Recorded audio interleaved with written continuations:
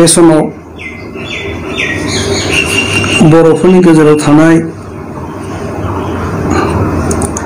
Portal रादाबफोरखौ लिंहरनानै आं लानानै फैदों। रायजोफोरनि सिगाङाव आंहा माखासे बुंनांगौ बाथ्रा थाबाय।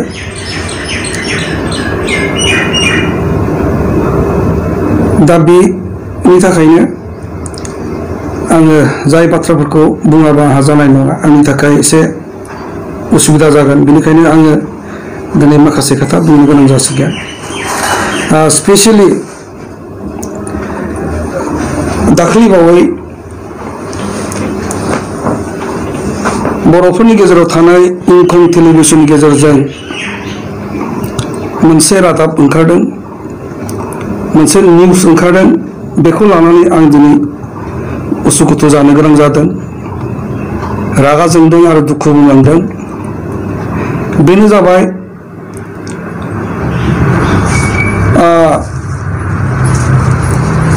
बे रादाबाव जों बयबो मिथियो जे सिगांनि एनडिएफबिनि जेनेरेल सेक्रेटारि आरो बिनि उनाव आफादगिरि जाफैनाय गबिन्द बसुमतारी बिथाङा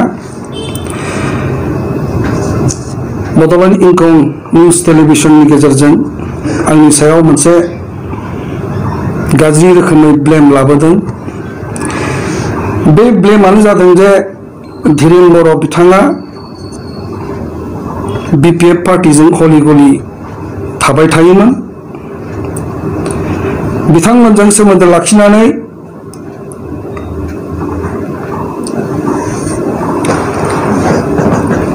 रांजों बायजाबाय, बिथांमोनजों थानानै गाब्र'हैबाय आरो आफादनि एनडिएफबिनि जिथुनाखि प्रिन्सिपाल आरो खौसे सोमावसारनायाव जि मोनसे प्रिन्सिपाल बा दिनै नेम निथि दङमोन, आब्रुथि दङमोन, बेखौ सेफायनायनि थाखायनो एनडिएफबिनिफ्राय आफादगिरि जाबाय थानाय समाव होखानाय जादोंमोन। बेबायदि होननानै दिनै माखासे ब्लेम बिथाङा लाबोदों। आरो बिनिफ्राय आरो मुंख'नांथाव मोनसे ब्लेमानो जाबाय बिपिएफजों सोमोन्दो लाखिनानै आफादनिफ्राय होखारजानायनि सप्ता 7 साननि सिगां हाग्रामानिफ्राय 1 कौटि रां लानानै फैदों। बेबायदि दायनि थाखाय एनडिएफबि आफादनिफ्राय होखारनाय जादों, एक्सपेल खालामनाय जादोंमोन। बेखौ बे गिदिर दायखौ दिनै बिथाङा आंनो होबाय थादों। आरो बेल' नङा, जेब्ला एनडिएफबिआ आगस्तनि 25 तारिखआव गावस्राबाय, बे समनिफ्रायनो बिथाङा गोबां समाव गोबां जायगायाव गिदिर मेल मिटिङावबो आंखौ गोबां ब्लेम होबाय थादोंमोन। आंखौ बिथाङा फारियै पावार मंगार, लाइफ टाइम प्रेसिडेन्ट जाबाय थानो नागिरनाय, 10 बोसोर प्रेसिडेन्ट जानानै जेबो मावनो हायाखिसै होननाय, भारत सरकारजों दिनै एनडिएफबिआ सावरायबाय थानाय समाव मेम'रेन्डामफ्राव बिथाङा सहिखौनो होनो मोनाखै, सासपेनसन अफ अपारेशनाव सुआव सिगनेचार होनो मोनैनि थाखायनो एनडिएफबिनि होखारजानाय आफादगिरिया भारत सरकारजों गनायजानाय नङा, बेखौ सिजफायाराव सहि होनो मोननाय नङा होननाय बाथ्राफ्रा। आरो दिनै एनडिएफबिआव थानानै एन्टि पार्टी एक्टिभिटियाव खामानियाव लोब्बा जादों होननानै बिथाङा आंखौ बारे बुंबाय थादों। बिथाङा आरोबाव आफादगिरि जाबाय थानाय समावनो एनिमि केम्पजों सोमोन्दो लाखिनानै पार्टीनि एगेन्स्ट खामानि मावदों होननानै बिथाङा आंखौ बारे बारे बुंदों। जेब्ला होखारजाबाय आं एनडिएफबि खौ गोख्रों हिसाबै लिड खालामफिनबाय, भारत सरकारजों सावरायबाय। बेखिनि समाव बिथाङा आंखौ एक्सपेल लिडार होननानै प्रसार खालामबाय थादोंमोन। हारिनि माहारिनि उदांस्रिनि दावहायाव आङो दिनै पुलिस आर्मिजों हमजानानै कनभिक्ट जानांदों, जेलाव थानांदों गोलाव बोसोर, 9 बोसोर जेलाव थानाय समाव ओंखारफिननानै नि उनाव आंखौ कनभिक्टेड लिडार होननानै बिथाङा प्रसार खालामदों। आरो बे कनभिक्टेड लिडारा इलेक्शनाव खुनु रोखोमै बाहागो लानो मोना, केन्डिडेट जानो हाया होननानै बिथाङा बारे बारे बुंदों। आरो दिनै आं सामाजिक भाबै आंहा लिरनायाव आखाइ दं हिसाबै थांखि गैयै समाज होननाय लेखा आं लिरदोंमोन। बे थांखि गैयै समाज टाइटेलखौ लानानै दिनै गोबां बिथां आरो बिथांनि लोगोफ्रा दल संगठनफ्रा थांखि गैयै लिडार होननानै जेरैबायदि ससियेल मिडियायाव आंखौ फोसावदों। आरो दिनै बेल' नङा, आंखौथ' बिसोर ब्लेम होखादोंआनोसै। बिनि अनगायैबो दिनै गबिन्द बसुमतारी बिथाङा गावनिनो मावथि एनडिएफबि सोद्रोमाफोरखौ, जायफोर गावनायनि उनाव गावजों थायाखै, बैबायदि आफादनि केडारफोरखौनो गोजौ थाखोआनो जा गिदिर गाहाय थाखोआनो जा दिनै दिन्थिलांबोना जेब्ला आफादा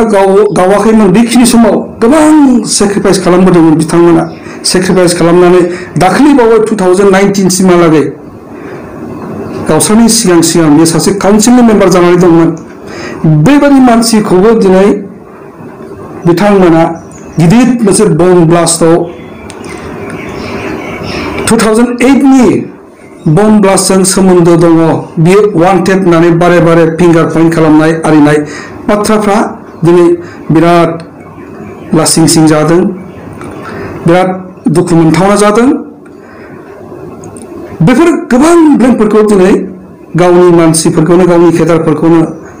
आरो दिनै आंखौ आफादगिरि जाबाय थानाय समावबो बेबायदि मोनसे दिनै आंखौ बेबायदि ब्लेम होबाय थानाया बेयो दुखुनांथाव। आंखौ दिनै बिथाङा बेबायदि ब्लेम होनानै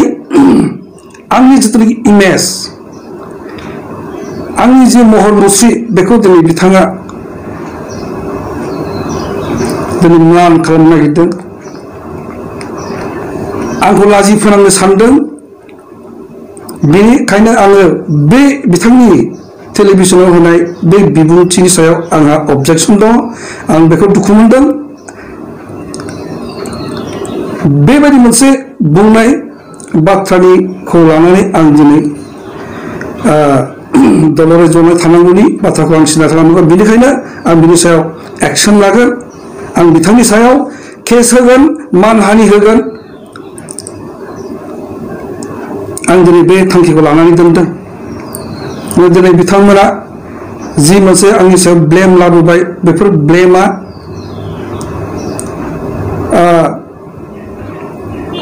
आं सानदोंमोन दिनैनि तारिखाव गोबां बायदिसिना मेल मिटिङाव बुंनायनि अनगायैबो दिनैनि तारिखाव गोबां बायदिसिना मेल मिटिङाव बुंनायनि अनगायैबो दिनैसिमबो सुक्ति जाखांनायनि उनाव, बिटिआर सुक्ति जानायनि उनावबो गावनि टक श'आव गावखौ मोजां खालामनो, गाव साबसिन मानसि होननानै दिनै फोरमान खालामनो सोरनिबा सायाव नंखाय बाखाय जेबो दाय गैयै बेसलेस बाथ्राफोरखौ बुंनानै सासे मानसिखौ बियो बेबायदिनो मान दिनै हानि खालामनो हाया, बेबायदि अधिकारखौ होनाय जानाय नङा। बेनिखायनो आं बुंबावदों, दिनै बे बाथ्राखौ लानानै आं बिथांनि सायाव केस होगोन, आं कर्ट कासारियाव थांगोन। आरो बिथाङा आंखौ जुदि 1 कौटि थाखा लानानै फैनानै बाहायफैनाय बे जाथायनि सायाव जुदि फोरमान होनो हायोब्ला, आरो बिथाङा दिनै होनांगोन। आं बेखौ बारे बारे बुंनांदों। जुदि फोरमान होनो हाया, बिनि दायनिगिरिया दिनै गबिन्द बिथाङानो जानांगोन आं बेखौ दिनै गोख्रोङै बुंनो सानदों दिनै बिथाङा जेब्लाबो जेब्ला आं आफादगिरि जानानै दंमोन जिहेतु जों दिनै सोमावसारदों एनडिएफबिआ सिजफायार खालामनाया गोबाव सम जाबाय सिजफायारनि मिनिंआनो बेनो जे भारत सरकारजों सावरायनानै सल्युसन मोनसे लाबोनांगौ बेफोरखौ बोरै जाफुंहोनो आंहा आफादगिरि हिसाबै प्रेसिडेन्ट हिसाबै आं बेखौ मावनायनि हाबाफारि बा थांखि बिथांखिखौ आं लानो हायो बेनि पलिसि स्ट्रेटेजिखौ आं सिन्था खालामनो हायो बेफोरबादि माखासे खामानि थाखाय स्कुल लानानैसो आं दिनै सोरबा सरकारजों दिनै बर'फोरनि सरकार बिटिसि हाग्रामानि दैदेननाय बे बिपिएफ सरकार बिटिसिजों सरकारजों सावरायनाय आरो बिसोरजों लोगो जानानै आरो बिथांमोनजों सोमोन्दो लाखिनानै खामानि मावनायाव सासे आफादनि दैदेनगिरिया बेवहाय खुनु दिना दाय जानो हाया आरो दिनै बेबायदि लोगो जानानै सोमोन्दो लाखिनानै खामानि सरकारजों रायलायनानैसो दिनै गासैबो जेंनाफ्रा जिहेतु समाधान जायो बिनिखायनो आङो बिपिएफ सरकार बिटिसि सरकारजों सोमोन्दो लाखिदोंमोन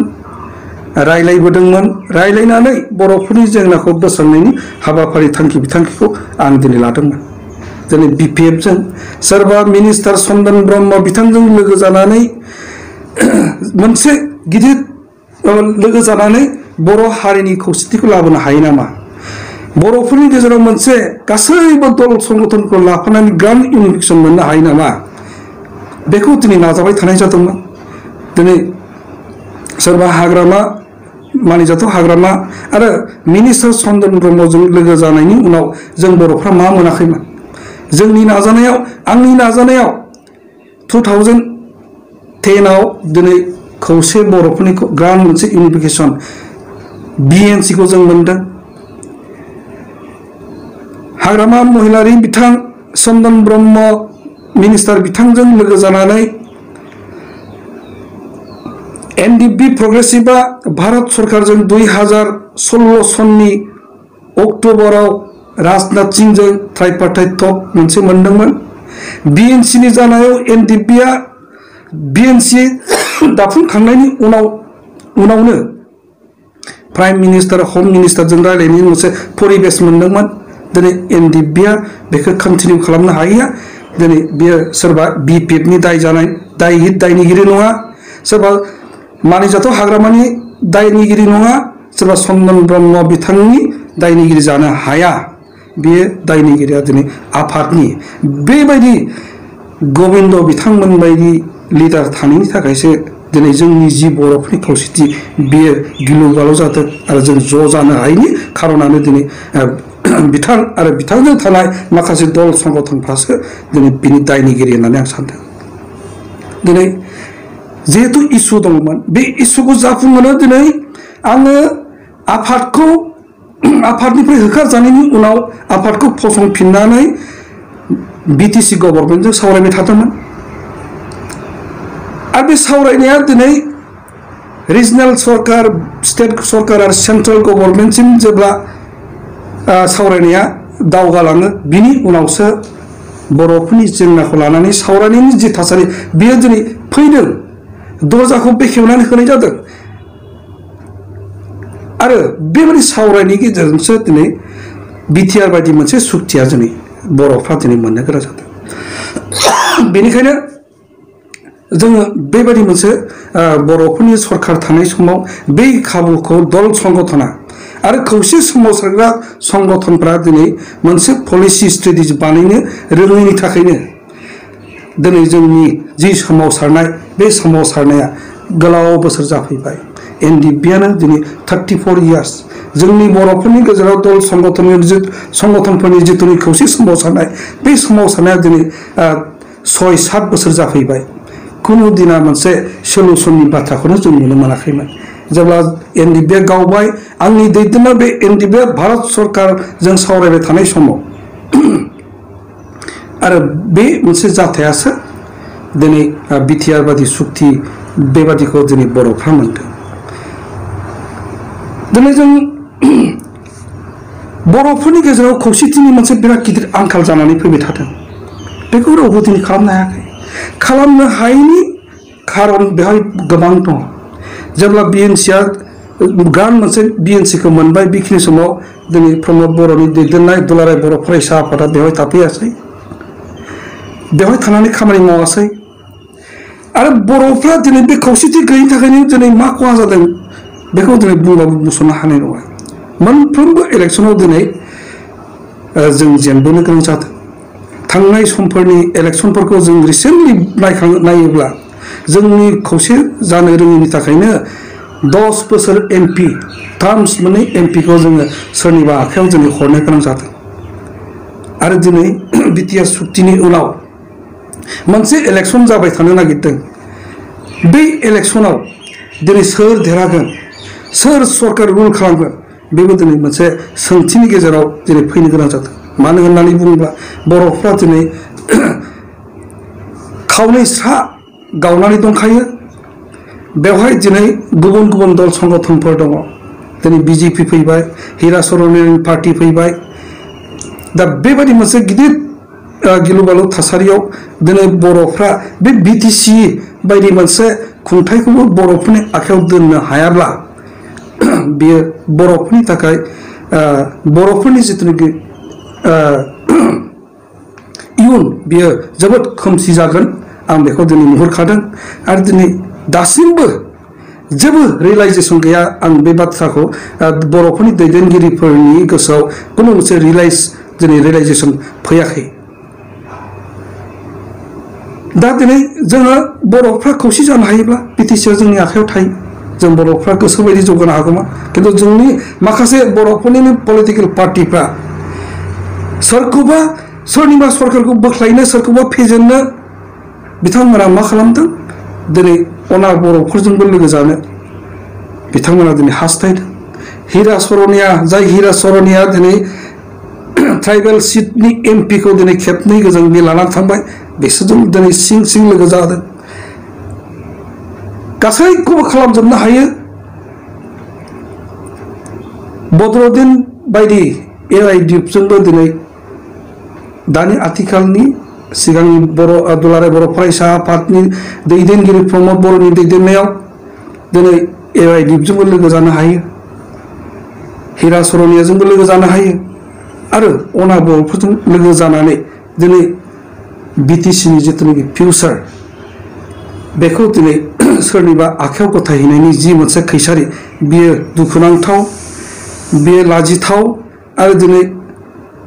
बेबायदि दिनै मोगथां मोनसे दिनै सावगारिया जोंनि बर'फोरनि गेजेराव दिनै फैगासिनो दं बेखौ जों दिनै नुहुरखादों बेनिखायनो आङो मोनसे सिन्था खालामबाय थादोंमोन जे बर'फोरनि जि गिलु बालु खैफोद बे खैफोदफोरनिफ्राय बासायनायनि थाखाय खौसेथिया बिराद गोनांथि जायो आरो बेबायदि खौसेथिखौ लुबैनानैनो दिनै बिपिएफ बायदि मोनसे पार्टिजों ज'है जों दिनै खामानि मावनायनि मोनसे थासारिखौ सृष्टि खालामदोंमोन आरो दा बेबायदि खालामनायखौनो दिनै सोरबा गबिन्द बसुमतारी बिथांमोना आरो दिनै सोरबा सानै साथाम बर'नि दैदेनगिरिफ्रा आंनि सायाव बारे बारे ब्लेम लाबोनाय बेयो दुखुनांथाव आरो दिनै बेबायदि बर'फोरनि गेजेराव दल संगठनफ्रा दिनै बेबायदि मोनसे स्ट्रेटेजि गैयिनि थाखायनो गावस्रा गावस्रि एना एनि जालायनायाव गावस्रा गावस्रि जालायनायनि थाखायनो जोंनि बर'फोरनि जिथु इयुन बेयो खोमसि होननानै जोङो दिनै बुंनो हायो